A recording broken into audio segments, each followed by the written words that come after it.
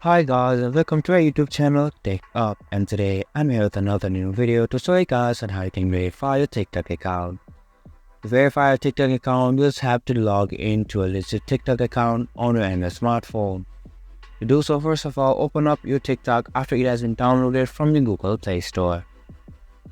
Here, after opening up your TikTok, go onto your profile. Oh no, and it's just not working out. After going onto your profile, you can see an option for login. If you click on login, you'll be able to log into your account by using your Facebook or Google. Here, I have already an account logged in. If you click on my account, it will automatically log into my account. And after it has been logged into my account, now it has also been verified because it is a legit account that I have used and have been using for a long period of time. And it is how you can basically verify a TikTok account. If you want to create a business account also, there's a separate video on that on our channel. Make sure to check it out as well. But for this video, and I hope you guys find that video helpful.